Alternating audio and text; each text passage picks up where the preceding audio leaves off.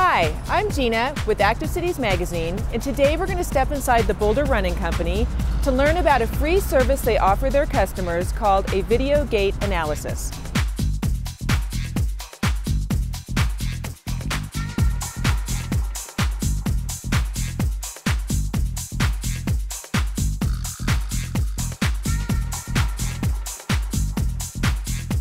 I'm here with Mark Platches, world-renowned runner and one of the owners of the Boulder Running Company. Mark, what is a video gait analysis and who would benefit from this service?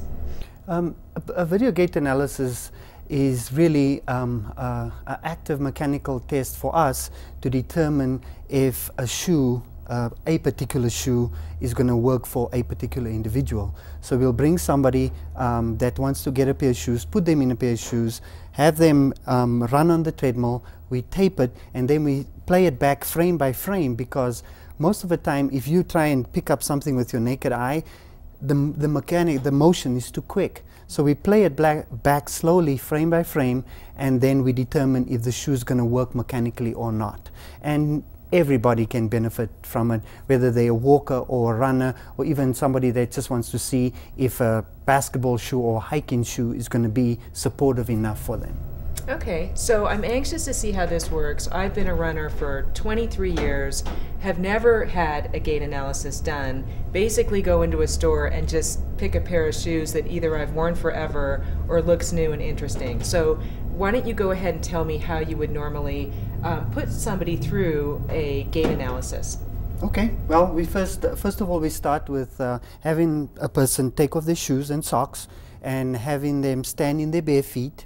We have them do a squat, which approximates weight bearing when you're running. You know, if you do a single stance squat or a double legged squat, that approximates weight bearing in stance phase. And the reason we do that is we look at what the person's foot does when they bear their weight fully on it. So if the arches drop significantly, we know that we need to get some type of support. So, you know, shoes with dual density, shoes with some type of motion control. If the arch doesn't move at all and the foot stays pretty rigid, then we know we need to go into a cushion shoe, a shoe that's going to allow the person to run on harder surfaces, because their foot doesn't absorb the shock, which is part of what pronation does. So a person who has a rigid arch needs a softer shoe to allow the body to accept the shock versus just the foot. So Gina, just looking at your foot before you even do anything, you have a very particular foot type in that you have your second metatarsal is longer than your first metatarsal. That particular foot type is called a Morton's. It's a Morton's toe. The second metatarsal is longer. 90% of people don't have that. They have their big toe being longer than the second toe. This particular foot type lends itself to a very particular motion problem when you run. Most people will pronate in their rear foot. People with Morton's pronate in their forefoot, because of the second toe being longer, it lends itself to something called a forefoot varus. And you need a very particular shoe for that controls the motion in your forefoot. This plane, the plane of your forefoot, is equal to the plane of your rear foot. In your foot, the plane of your forefoot is not parallel to the plane of your rear foot, so you've got that gap that you want to fill. So what you do is you rotate your foot to get it to the ground, and that's why your foot is in that position. If you look at your left foot, your left second toe is not as long, so it's not as bad as your right. Typically, if you take out your insole, you can see that you've got a ton of weight on your big toe right as you're coming to toe off, right there. So, you know, all of this, you know, goes together with what your foot mechanics determine. So once we have you put your shoes back on, and then we'll have a look at what you do with a active assessment of your mechanics.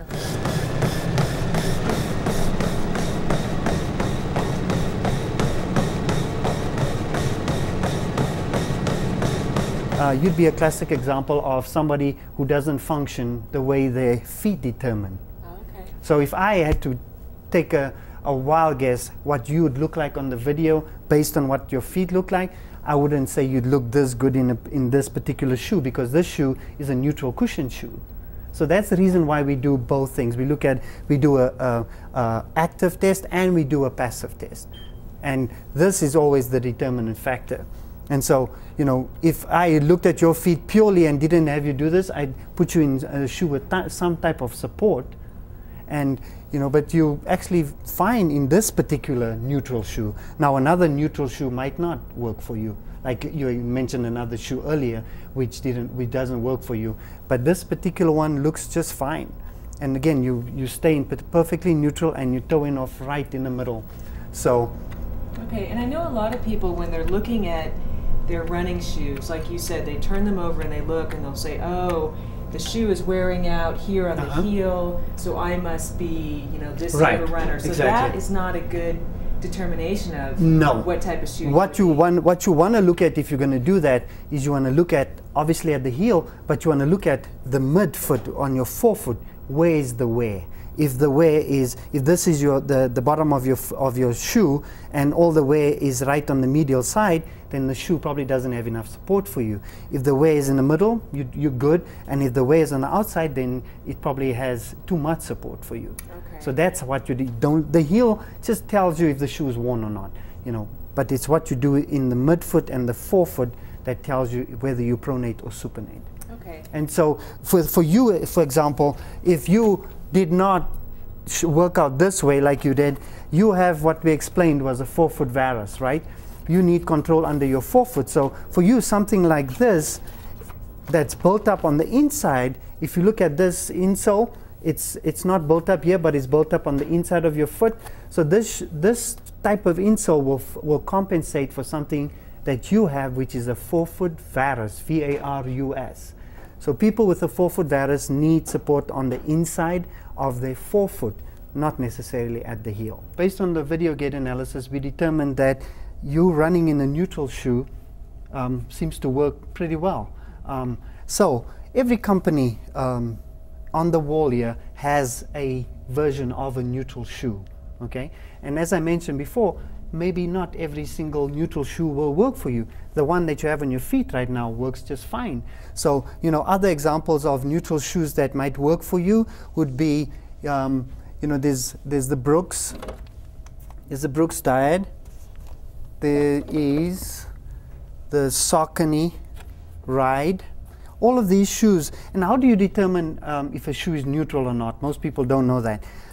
If you look at this shoe, the inside and the outside is basically the same color and they have the same consistency of density. If you look at a shoe that has motion control or stability, it has a gray material that is higher density. So this controls your foot, stops your foot from rolling medially. And then you can have other examples of control that is not just the dual density, but they have a foot bridge and stuff like that, that also helps stop the foot from pronating. Because I'd say probably 70 to 75% of people that walk in the store pronate. So you, one of maybe, you really in the minority. There's probably of all the people that walk into our store, I'd say there's probably 15% that are neutral. So you very much in minority, and so shoe companies, you are not their main target. Okay, shoe companies will really aim at the stability and the motion control shoes, because that's what most people do. So how would I know? I now know that I'm a neutral shoe. Right. How would I know if I would need some accessory to go in the shoe to give me, you know, a better, just make it a better shoe for me? Make it a better shoe for you? Like that insert back there. You said the current shoes I have on, I don't need it. Right. How would I know if I need an insert? Or you'd know if you needed that insert if on the videotape, because of your particular foot type, the varus. So typically what happens with people with your foot type is that when they come into toe off, they roll the whole foot medially. They really push off on the inside of their foot, okay? So the insert we mentioned earlier would be one way of controlling that. Another way of controlling that, obviously, is getting a custom orthotic.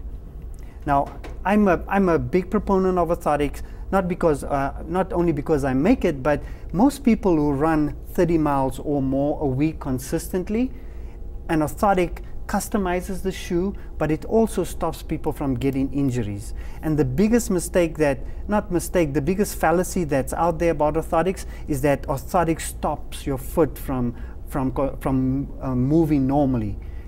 The whole goal of an orthotic is to stop excessive motion. It still allows the normal motion of your foot, but it stops excessive motion. So, that's the alternative. You can do a custom orthotic that you have to, take a cast, or you can do an over-the-counter orthotic. And in your case, either one could work just as well. So I always tell people, before you go to a custom orthotic, try the over-the-counter insert, because it's going to cost you $30 to $40, whereas a custom orthotic is going to cost you $300. So I always say, try that first, and if that doesn't work, then go to a custom orthotic. Okay. Well, thank you, Mark. This was so informative for me. I've been running for many years. I knew I was a neutral shoe, but I didn't really know why. I now know that a video gait analysis is a great way, in addition to actually looking at, having somebody look at my feet to determine, what type of a shoe I will need, to help prevent injuries and to help set me up for success with my exercise. Absolutely. So thank you. Remember, you're never too young or too old to start an active lifestyle. Getting fit can change your life, so let's get moving.